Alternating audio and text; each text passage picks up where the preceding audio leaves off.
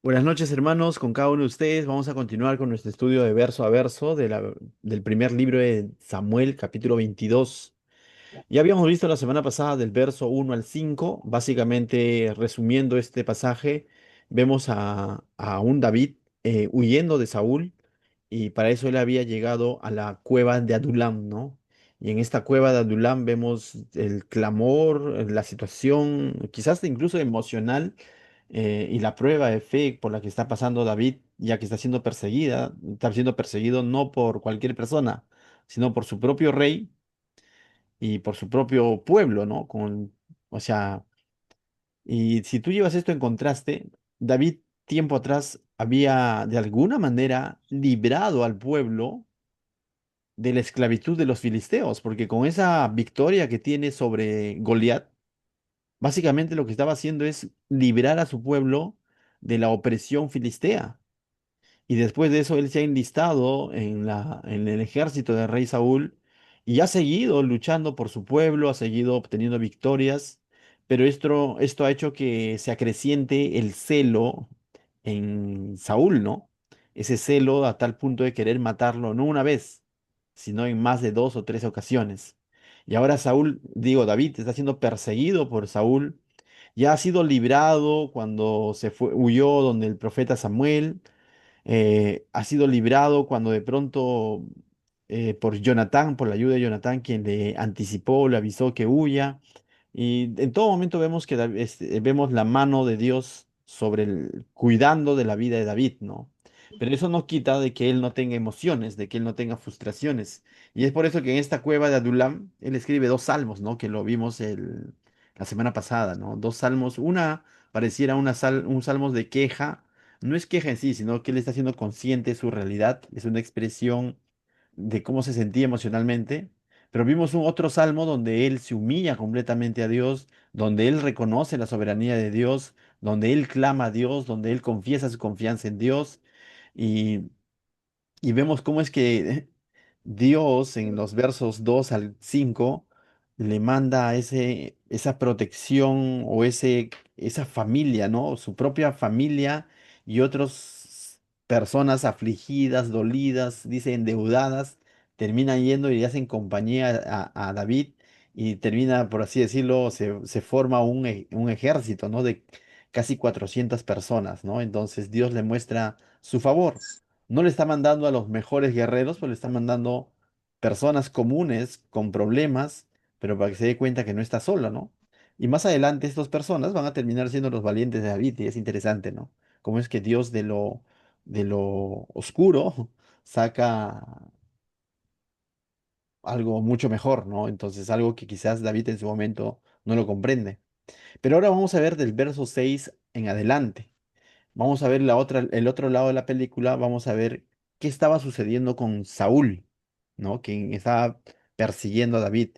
Y recordemos que el último, y que David en los versos 5, 4, acudió al profeta Gad, y el profeta Gad le dijo que regrese a Jerusalén o que regrese a Judá. Y uno diría, ¿no? Oye, pero va a regresar donde Saúl. Sí, pero David tiene que aprender a confiar en la voz de Dios, y la voz de Dios se manifestaba a través del profeta. Y David obedece y regresa, y ahí vamos a ver a un Saúl quizás ya cambiado o calmado. No, vamos a ver a un Saúl paranoico, un Saúl que está pero así con ganas, con sed de matar a David, y no solamente a David, a cualquiera que él considere que ha ayudado a David. Por un lado vamos a ver este contraste, David confiando en Dios, acudiendo a Dios, con errores, ciertamente ante el sacerdote Abimelech él mintió, y le costó eso también. Hubo consecuencias, casi lo matan, tuvo que hacerse loco, pero en última instancia David estaba aprendiendo a confiar en Dios. Pero por otro lado vamos a ver a un Saúl que, siendo el rey de Israel, teniendo el ejército que tenía, y habiendo escuchado la voz directa de Dios donde le ha dicho que ha sido desechado del trono, vamos a ver a un Saúl ya sin el Espíritu de Dios, haciendo, diría yo, tontería y media, ¿no? O sea, porque está yendo en contra de Dios. Y mira lo que dice el verso 6. Oyó Saúl que se sabía que se sabía de David y de los que estaban con él. O sea, Saúl se llega a enterar que David ya armó un ejército, por así decirlo. Y Saúl estaba sentado en Gaba, debajo de un tamarisco sobre un alto, y tenía su lanza en su mano, y todos sus siervos estaban alrededor de él. Y dijo Saúl a sus siervos que estaban alrededor de él: Oíd ahora, hijos de Benjamín, ¿os dará también a todos ustedes el hijo de Isaí mientras dice tierras y viñas? ¿O os dará a todos vosotros jefes de millares y jefes de centenas? Y comienza entonces Saúl a hablar sobre, cuando dice el hijo de Isaí, está refiriéndose a David. Mas esta expresión es una expresión de menosprecio. Porque por un lado él está como rey y le está diciendo, ¿acaso el hijo de ese hombre, de ese tal, algunas versiones dicen Geser, otras versiones dicen Isaí, en última instancia ese es el papá de David. Lo que está diciendo, ¿les va a dar algo el hijo de fulano de tal? ¿Ustedes creen que les va a dar tierras, viñas, les va a poner a ustedes sobre jefes de millares o jefes de centenas?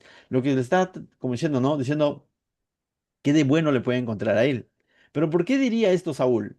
Porque está viendo a David ya como un enemigo, porque se ha enterado que tiene hombres. Y entonces Saúl ahora va a comenzar a hacer ese trabajo de paranoico, ¿no? Se va a volver como que va a comenzar a decir a su gente, o sea, algo bueno pueden conseguir de él, como anticipándoles de que no se vayan a ir con él. Verso 8. Para que todos ustedes, mira, y los va a acusar de conspiradores. ¿A quiénes le estaba hablando? Si tú ves el verso 7 dice, y dijo Saúl a sus siervos. Ahora en el verso 8 dice, para que todos ustedes hayan conspirado contra mí. Saúl se está poniendo en una actitud de víctima y está culpando a sus propios siervos, diciéndoles, ¿qué de bueno les va a dar el hijo de Isaí, viñas, o les va a poner como jefe, todo, para que ustedes conspiren contra mí? Pregunto, ¿el ejército mismo había conspirado contra él? No, él está viendo cosas donde no lo hay. Y esa es una de las características, mis hermanos, del pecado. Es una de las características del orgullo. Es una de las características de la necedad, de tal manera que cuando estás en contra de Dios vas a perder toda objetividad y vas a pensar que todos están en contra de ti. Y eso está pasando con Saúl. Está pensando que todos están contra él. Para que ustedes, dice, no, hayan conspirado contra mí. Y dice, y no haya quien me descubra al oído como mi hijo ha hecho alianza con el hijo, dice ahí. Está diciendo ustedes, ¿por qué no me avisan, no? ¿Dónde está David? Y encima está diciendo, o así como mi hijo, está acusando a su propio hijo, que su hijo Jonatán, como si ha hecho alianza con David, ¿no? Como que han conspirado contra él. Ciertamente, Jonatán tenía un pacto con David, un pacto de lealtad, pero no vemos a Jonatán conspirar contra su padre. Pero él está acusando a su propio hijo que ha conspirado contra él, ¿no?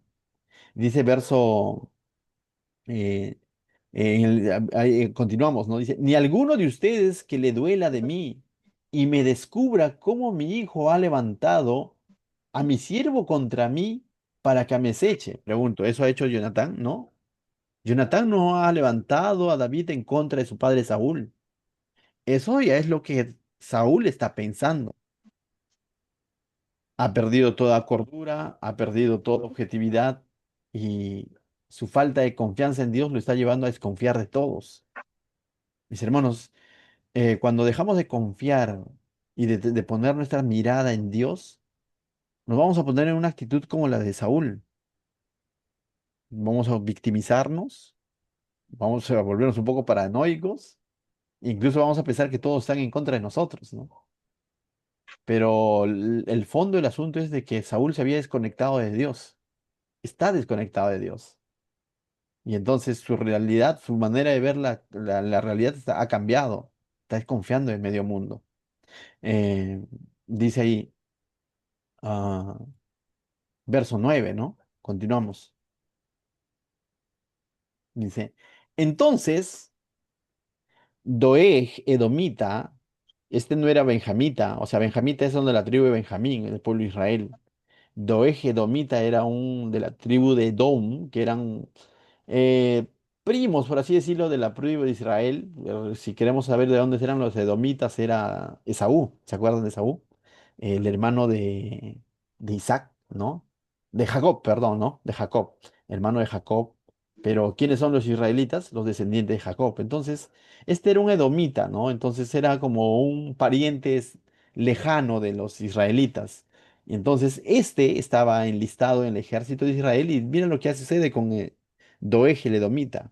Entonces Doeg edomita, que era el principal de los siervos de Saúl, estaba sirviendo dentro de los siervos de Saúl, respondió y dijo, yo vi al hijo de Isaí que vino a Nob, a Ahimelech, hijo de Ahitob, el cual consultó por él a Jehová y le dio provisiones. También dio la espada de Goliat, el filisteo.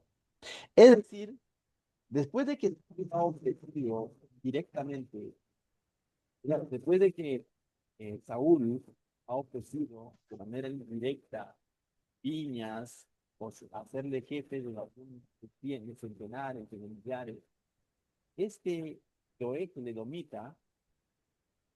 Hola, hola, hola, hola, ¿me escuchas, hermano? Hola, hola, hola, hola. ¿Sí? Bien, después de que este Saúl había ofrecido una especie de recompensa de una manera indirecta, ¿no? Diciendo, ¿qué les puede dar el hijo de Isaí? Y para que ustedes lo encubran, para que ustedes conspiren contra mí. Esto fue tentador para este hombre, para este domita, para Doeg. Y entonces él abre la boca. Y abre la boca diciendo de que él había visto. No la escuchamos. Hola, hola, hola. No escuchamos.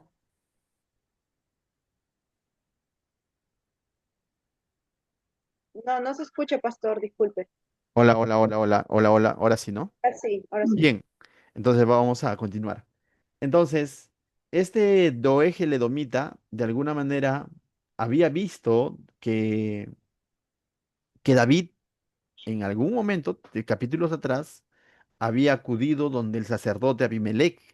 Y se acuerdan que se le apareció y Abimelech le dio los panes de la proposición y luego también le dio, pero David le mintió, porque le dijo que venía de parte de Saúl, ¿no? Y él le dijo, pero ¿qué estás solo, no? Y le dijo, no, que venía de parte de Saúl. Y el otro le dio los panes y de pronto le dio también la espada de Goliat. ¿Se acuerdan? Entonces, todo esto había sido observado por este edomita, y eso sí lo podemos corroborar en el capítulo 21. Entonces este Domita termina confesando, pero no por honor a la verdad, sino por honor a la recompensa que estaba ofreciendo Saúl de una manera indirecta, ¿no? Entonces aquí vamos a ver cierto interés en este Domita, de quien va a hablar mucho Saúl en el Salmo 52, que lo vamos a leer más adelante. Lo va a catalogar como un hombre perverso, ambicioso de riquezas. Y eso es lo que está sucediendo, porque mira lo que dice, verso 11. Y el rey envió por el sacerdote Abimelech, ¿no? Entonces, como ya declaró de que Abimelech de alguna manera ha ayudado a David, entonces ahora el rey Saúl manda a llamar al sacerdote Ahimelech, hijo de Ahitob, y por toda la casa de su padre, los sacerdotes que estaban en Nob, y todos vinieron al rey. Entonces Saúl manda a llamar a Ahimelech, pero no solo a él, sino a toda su familia sacerdotal. Y ellos vienen, dice a Saúl, que todavía eres rey. Verso 12. Y Saúl le dijo, oye ahora, hijo de Ahitob. Y él dijo, heme aquí, señor mío.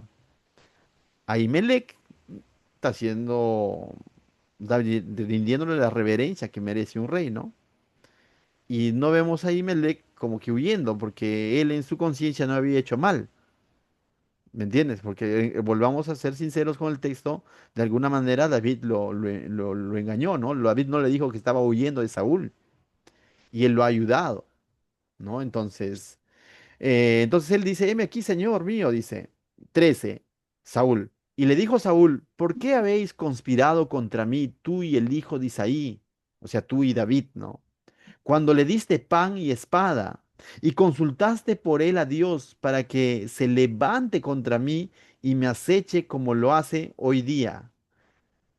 Saúl está viendo a David como un enemigo y cuando dice aceche, porque David contaba ya con un ejército de 400 afligidos, de 400 hombres que Dios le había puesto a su alrededor. Pero ahora Saúl está culpando al sacerdote de que él ha conspirado, ¿no? y que le ha ayudado a David para que David lo aceche ahora y lo está inculpando a Ahimelech. Pero mira lo que responde Ahimelech, verso 14. Entonces Ahimelech respondió al rey y le dijo, ¿quién entre todos tus siervos es tan fiel como David? Yerno también del rey que sirve a tus órdenes y es ilustre en tu casa. Mis hermanos, Ahimelech está siendo usado por Dios para recordarle a Saúl quién era David. Dios está usando a Ahimelech para recordarle a Saúl que David no es ningún enemigo, que él se ha creado su propio enemigo por no querer obedecer a Dios y dar la posta a David. Pero David no ha dado motivos como para ser asesinado o ser perseguido. Le está recordando este sacerdote al decir, ¿quién de todos tus siervos es tan fiel como David? O sea, David no era un siervo más, no era un soldado más. Era, según lo que está diciendo este sacerdote, era uno de los más fieles. Y eso lo hemos visto y lo vamos a seguir viendo. Hasta el final, David va a terminar siendo leal al rey, a pesar de que el rey estaba equivocado y empecinado en querer matarlo, ¿no? Entonces, yo creo que esta es una oportunidad más que Dios le está dando a Saúl para que él reaccione de su paranoia, de su celo enfermizo sobre David y de pensar que David lo está buscando para matarlo. Lo que David ha estado haciendo es huir para no ser asesinado. Y es más, te adelanto, te hago un spoiler. David no va a terminar matando a Saúl. Más bien por lo contrario, David va a honrar la muerte de Saúl más adelante, cuando se entere quién lo mató. Entonces, definitivamente que este hombre, sin Dios, ha perdido toda objetividad. Mis hermanos, qué peligroso es desconectarnos de Dios. Qué peligroso es ir en contra de la voluntad de Dios, porque terminamos haciendo cosas que luego hasta nos vamos a lamentar, ¿no? Es peligroso desconectarnos de la voz de Dios. Y esto no es que el problema es de ahora. Saúl se ha desconectado de la voz de Dios desde, capítulos atrás. Capítulos atrás, él decidió no escuchar al profeta Samuel, que más de una ocasión trajo una palabra de parte de Dios y él no se arrepintió.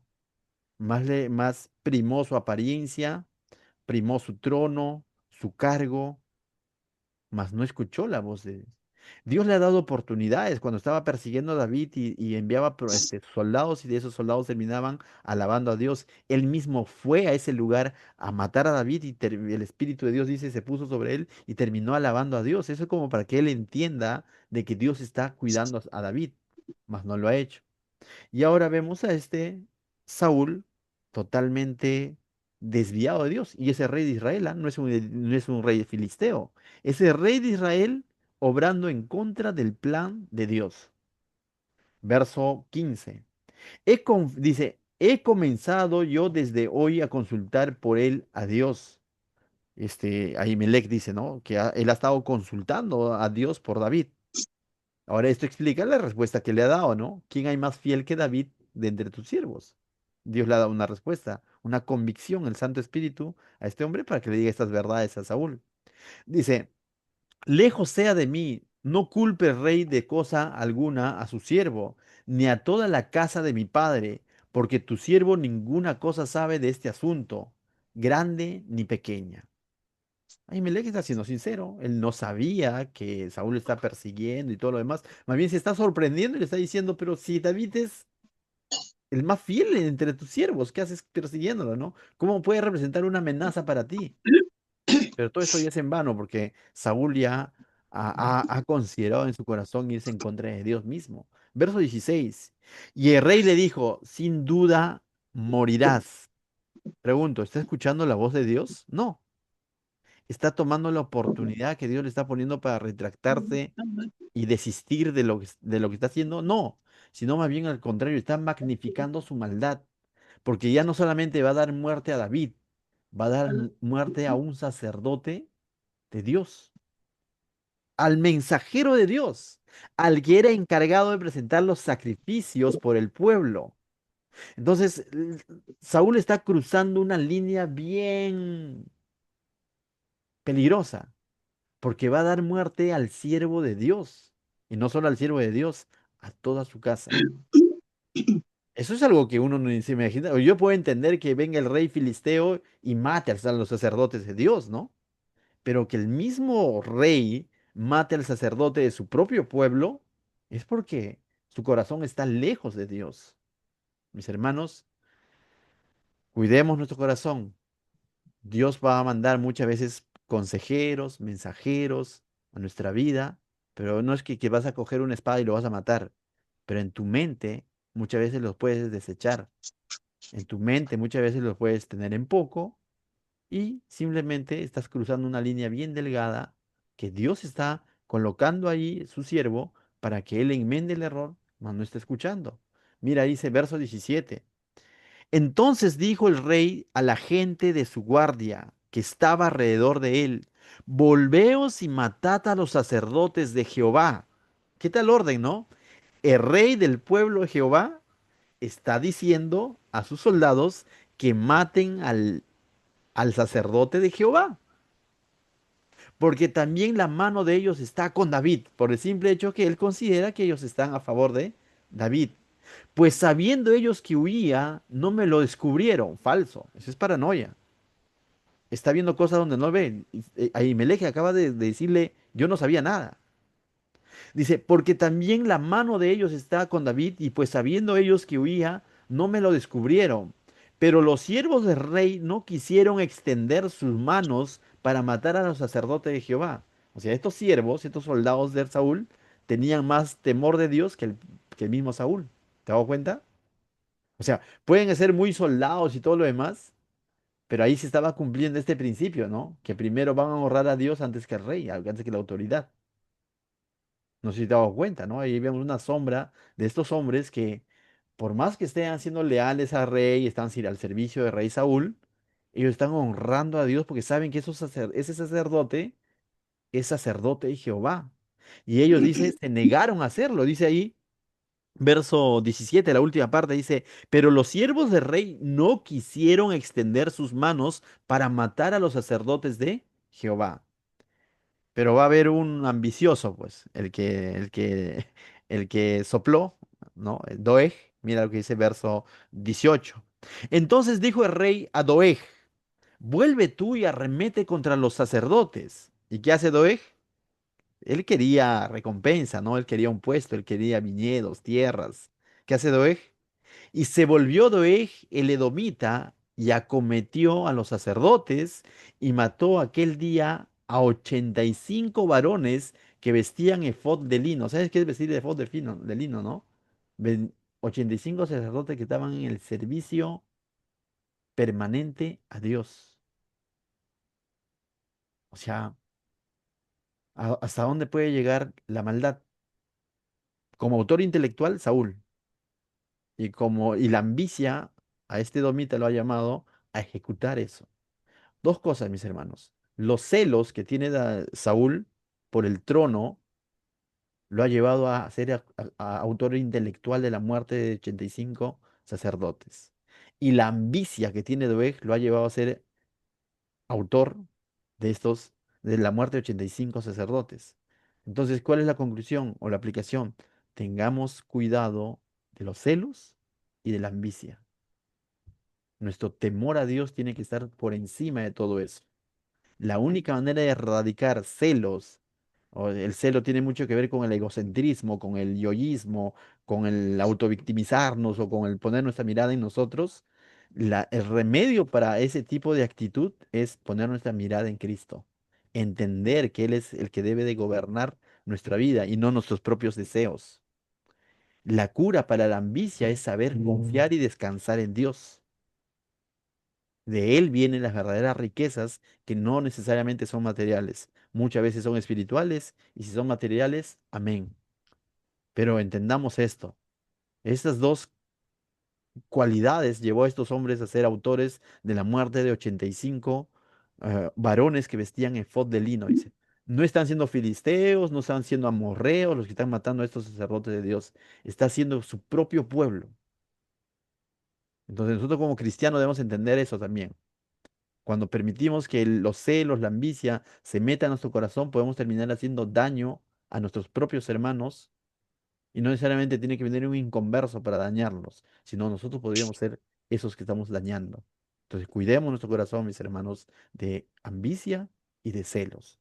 Volvamos al verso 19, dice, y a Nob, dice, ciudad de los sacerdotes, o sea, Nob era la ciudad de los sacerdotes, no le bastó con matar a 85 sacerdotes con vestidos de lino fino, sino que dice, hirió a filo de espada así a hombres como a mujeres, niños hasta los de pecho, bueyes, asnos y ovejas, todo lo hirió a filo de espada. Definitivamente no lo hizo solo, ¿no? Lo hizo con un grupo de gente, pero Doeg está cometiendo esta maldad que en última instancia es una maldad contra Dios mismo, ¿no? Porque está matando a sus sacerdotes y está matando inocentes que no tenían nada que ver con estos celos infundados que tiene Saúl. Y incluso dice niños de pecho, ¿no? Significa niños menores de 1 año. Entonces termina haciendo esta grande maldad este hombre, ¿no? Verso 20 dice, pero uno de los hijos de Ahimelech, hijo de Ahitob, ¿no? O sea, uno de ellos sobrevive. Ahimelech es el sacerdote, entendamos, ¿ya? A quien le han dado muerte. Dice, pero uno de los hijos de Ahimelech, hijo de Ahitob, que se llamaba Abiatar, escapó y huyó tras David. Y Abiatar dio aviso a David de cómo Saúl había dado muerte a los sacerdotes de Jehová. Lógico, Saúl es el responsable, es el autor intelectual, ¿no? Y el autor así que hizo directamente es Doeg, ¿no? Con todo su ejército. Mis hermanos, David terminó enterándose sobre la muerte de estos sacerdotes, sobre de estas familias, y vamos a ver cómo es que David reacciona ante esto, ¿no? Verso 22 dijo, y dijo David a Abiatar, al sobreviviente, ¿no?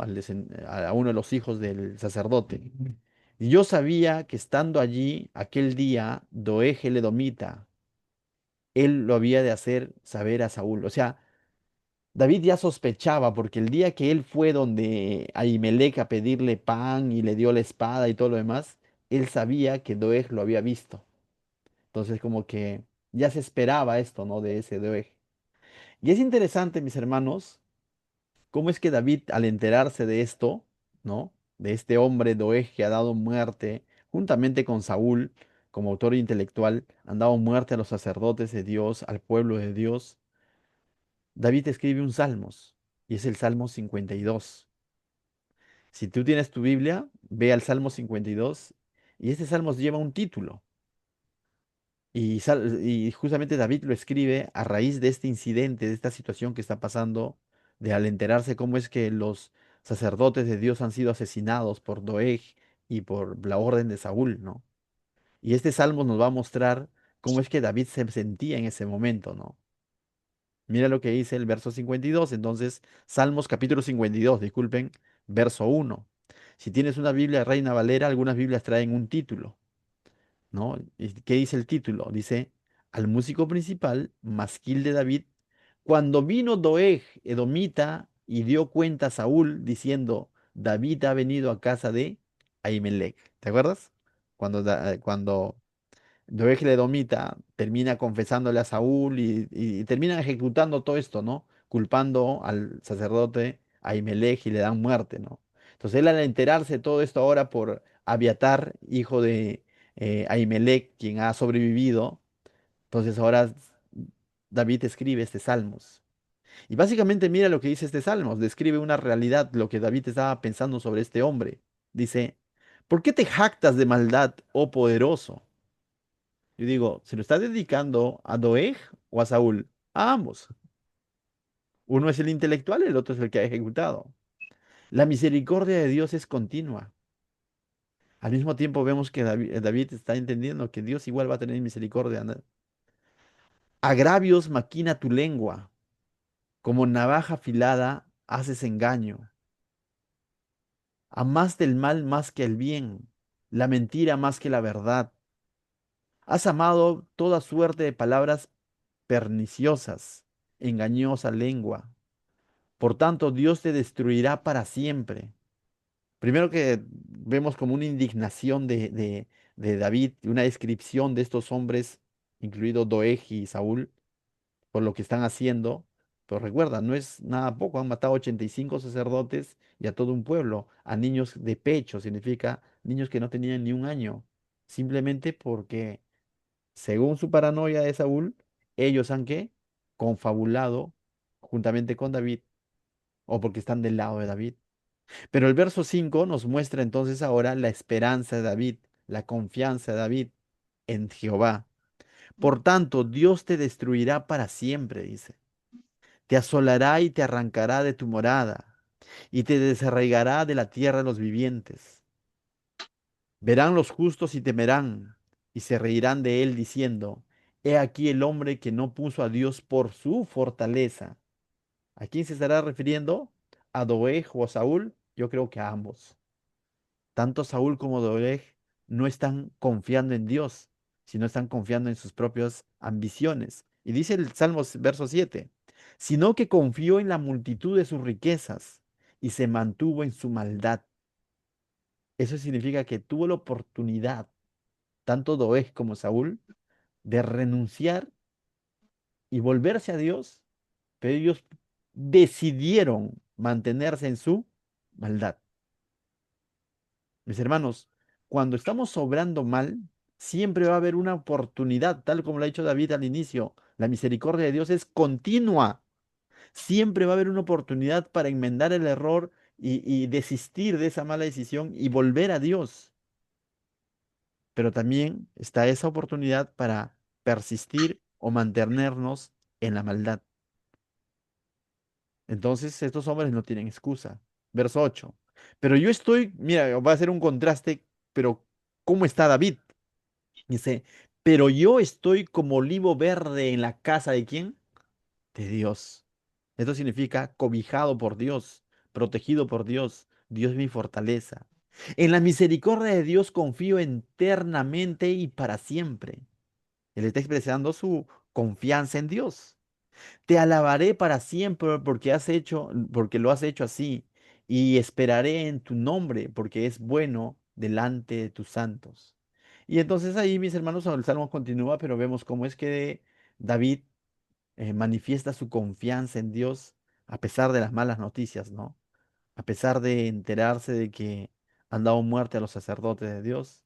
Por un lado, evidencia cuál es el corazón de estos hombres que han dado muerte a los sacerdotes de Dios, pero al mismo tiempo también expresa su confianza en Dios.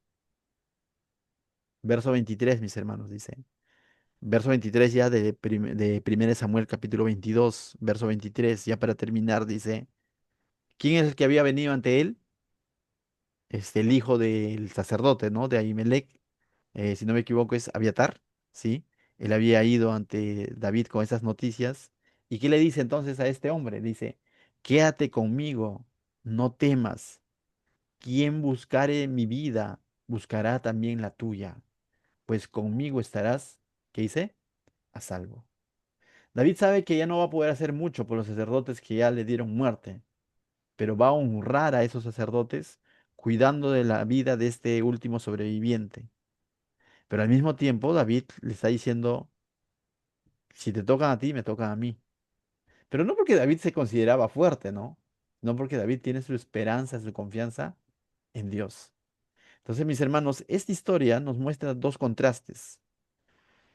Dos hombres como Saúl y Doeg, llenos de ambicia, celos, en el caso de Saúl, paranoica, pero haciendo las cosas totalmente en contra de Dios a tal punto que llegaron a asesinar a los mensajeros de Dios, a esos que Dios había establecido como ese canal, ese medio para que ellos puedan consultar a Dios. Y se están metiendo, como dice, tan, tan pisando fuego, ¿no? Porque Dios va a ser un Dios justo. Y eso es lo que David ha dicho, ¿no? O sea, básicamente en sus salmos es lo que David ha dicho, que de alguna manera ha dicho que Dios va a traer venganza en el sentido de, el verso 5 dice, por tanto Dios te destruirá para siempre, por la actitud que han tenido, ¿no? Pero por otro lado, mis hermanos, vemos a un David y ahora quizás al hijo de Ahimelech, el sacerdote, quien huyó donde David, y vivimos confiando en Dios, ¿no? Reafirmando su confianza en Dios. Mis hermanos, todos podemos hacernos llamar cristianos. Nadie puede negar que Saúl y su ejército se hacían llamar los de la tribu de Benjamín, pero solamente de nombre, pero estaban desconectados de Dios, estaban yendo en contra de Dios, aunque externamente los conocían como el pueblo de Dios. De la misma manera nosotros, asegurémonos, mis hermanos, de ser el pueblo de Dios, pero un pueblo que confía en Dios, en toda circunstancia, en todo momento. No un pueblo que anda de espaldas a Dios. Siendo más personal, seamos aquellos cristianos que confían en Dios, no aquel cristiano que está andando de espaldas a Dios, porque finalmente eso trae consecuencias. Seamos aquel cristiano que tiene a Dios como su fortaleza y no a las riquezas, menos un trono o un puesto. Un puesto, un trono, una economía no hace al cristiano. Lo que hace a un cristiano es Cristo, quien debe ser nuestra verdadera fortaleza. Amén. ¿Qué tal si oramos para despedirnos? Padre, te doy gracias, Señor, esta noche por tu preciosa palabra, Señor. Nos exhortas, nos muestras nuevamente, Señor, a través de la vida de David, de cómo es que debe estar nuestra confianza, Señor. Siempre tiene que estar puesta en ti, Señor, para tener ese temor tuyo, Señor, y ser obedientes a tu consejo en todo lo que tú hagas llegar a nuestra vida, Señor.